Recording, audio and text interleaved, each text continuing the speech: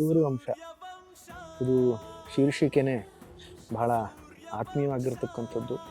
ಅದರ ಜೊತೆಗೆ ಸಾಕಷ್ಟು ಆ, ಜವಾಬ್ದಾರಿ ಕೂಡ ನನ್ನ ಹೆಗಲ ಮೇಲೆ ವಿಶೇಷವಾಗಿ. ಆ, ಕಾರಣ ತಮ್ಮೆಲ್ಲರಿಗೂ ಗೊತ್ತೇ ಇದೆ. ಅದು ಅಪ್ಪ ಅವರ ಸಾಹಸ ಸಿಂಹ ಡಾಕ್ಟರ್ ವಿಷ್ಣುವರ್ಧನ್ ಅವರ ಆ, ಜನಪ್ರಿಯ ಚಿತ್ರಗಳ ಚಿತ್ರಗಳಲ್ಲಿ ಒಂದಾಗಿರ್ತಕ್ಕಂಥ ಆ, ಸಿನಿಮಾ ಶೀರ್ಷಿಕೆ ಅದು. ಆಮೇಲೆ ನನ್ನ ಪಾತ್ರ ಕೂಡ, ಇದು ಪಾತ್ರದಲ್ಲೂ ಕೂಡ ಸಾಕಷ್ಟು ಆಯಾಮಗಳಿವೆ. ಇದರಲ್ಲಿ ನನ್ನ ಗಂಭೀರವಾಗಿರ್ತಕ್ಕಂಥ ಒಂದು ಆಯಾಮ ಕೂಡ ಇದೆ. ನಾನು ಲವಲವಿಕೆಯಿಂದ ಕೂಡ ಇರ್ತೀನಿ ಇದರಲ್ಲಿ. ಪಂಚಾಯಿತಿ ಕಟ್ಟೆಯಲ್ಲಿ ಅದೇ ಒಂದು ಒಂದು ಅಧಿಕಾರ ತೋರಿಸೋದು, ಆ, ಕೆಲವು ನಿರ್ಣಯಗಳನ್ನು ಕೊಡೋದು, ಅದು ಕೂಡ ಒಂದು ಬೇರೆ ರೀತಿಯ ಒಂದು ಪಾತ್ರ. ಆ ಪಾತ್ರ ಏನಿದೆಯಲ್ಲ, ಪಂಚಾಯಿತಿಯಲ್ಲಿ ಕೂತ್ಕೊಳ್ಳೋದು, ಆ ಥರದ ಪಾತ್ರ ನಾನು ಮಾಡಿರಲಿಲ್ಲ.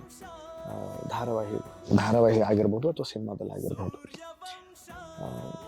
ಅದನ್ನು ಮಾಡ್ತಿರ್ಬೇಕಾದ್ರೆ, ವಿಶೇಷವಾಗಿ ನಿರ್ಣಯ ಕೊಡ್ತಿರ್ಬೇಕಾದ್ರೆ ನನಗೆ ಅಪ್ಪ ಅವರು ತುಂಬ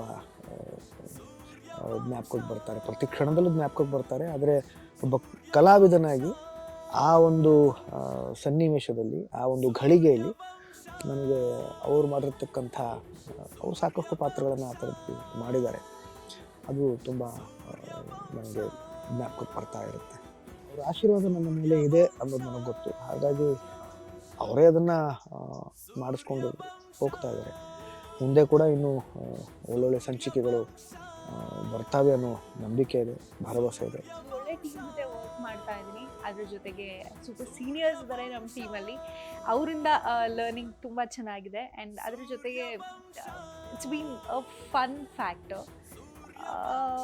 ಇನ್ನೂ ಜಾಸ್ತಿ ಕೆಲಸ ಮಾಡಬೇಕು ಅಂತ ಆಸೆನೂ ಇದೆ. ಆ್ಯಂಡ್ ಟೋಟಲಿ ಒಂದು ಕ್ರೇಜಿ ಟೀಮ್ ಜೊತೆ ಕೆಲಸ ಮಾಡ್ತಾ ಇದ್ದೀನಿ. ಬಿಕಾಸ್ ಸುಂದರ್ ಸರ್ ಆಗಿರ್ಬೋದು, ಅನಿರುದ್ಧ್ ಸರ್ ಆಗಿರ್ಬೋದು, they've been a great team, they've been a great co stars. So yes, Suryavansha racks.